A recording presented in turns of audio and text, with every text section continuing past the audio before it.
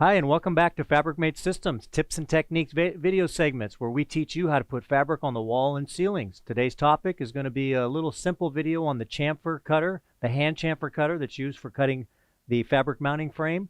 Oftentimes, or over a period of use, either the anvil or the replacement blade will dull out on you and it may need to be replaced. So we can get those to you from Fabricmate.com.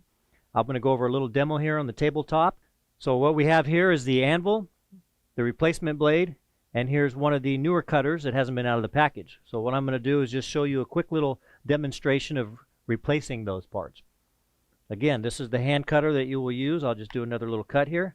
This is still a good condition tool, but you get the principle of it. This is what you're going to use to cut your 1/4 inch, 1/2 inch frames. It doesn't work too well on the 1 inch and larger, so those you'll want to use the chop saw still.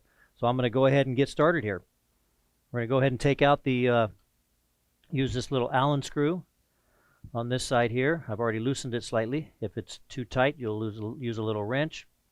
So I'm going to go ahead and take this out of there. And you can see it falls out nicely. So sometimes this gets a little chewed up in this groove here. You'll want to just get a replacement. I'm going to go ahead and show you the same one if this was a new one here. Rather than take one out of the package, you're just going to place it back in and repeat the steps backwards. Just put the screw in there. Tighten the nut up. Sometimes these little things, fingers aren't designed for these little things here too well. So we'll go ahead and we're going to actually close this. Safety first, as always. So we're going to close that there and reverse the process. This time we will use the wrench to tighten it up. And again, you're going to want to keep these in good, sharp working condition to be able to cut that fabric mounting frame in the field. And there you go. So now what we're going to do is we're going to go ahead and we're going to get into replacement of the blade. This is the part that sometimes will chip or get worn down over time. It can be cleaned up and sharpened with a file or some sort of a little tool that you would use, a sharpener such as for a kitchen knife. That would work as well. You still need to possibly take it out of here, take it out of the frame here. So I'll go ahead and demonstrate that. Taking that apart, same tool here. Take this nut off. Again, be very careful. This is sharp. Even if it's dull, it's still sharp. Go ahead and pop that little pin out of there. And what you're going to do is separate the two components. So we've taken the blade part out. Now this part can be a little tricky for those that have a vise.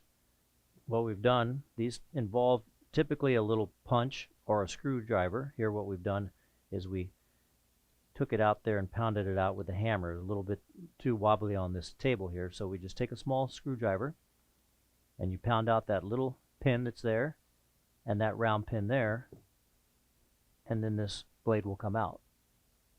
Take the new replacement blade, we'll simulate it with this existing one, slide it simply back in there again on that pin, line up that pin there with this hole, and you should be able to take these pliers and work that back in there. Just work that pin back in there. If it doesn't work with the pliers, you may take it to a bench again or a vise, somewhere hard surface, and go ahead and tap it back in with the hammer. That'd probably be the preferred way.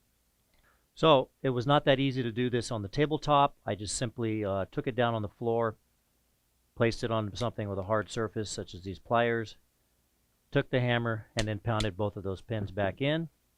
So you'll want to have a hard surface for that. Now it's in there nicely. You're going to take that, slide it back into the tool, the other half of the tool here, and you're going to line that hole back up there. So again, if you're on a hard surface, a little bit easier. This tabletop makes it a little challenging. Once you get it in there, you can take the either the punch here. Once you have it aligned back in, you can take the pin back in. The pin has a little square hole on one side. Guess it would be a hole even though it's square. And a round on the other side. If you notice, this nut has a little square head on the back side, so you want to just align that and drop that pin in. You might need to tap it down with a hammer or a pair of pliers. You can see it's in there now nice and tight. And go ahead and you can lock the blade down. Put that screw back on there, and now you have the Anvil switched, and the replacement blade. So many, many more cuts, nice clean cuts ahead for this little tool. So there you have it.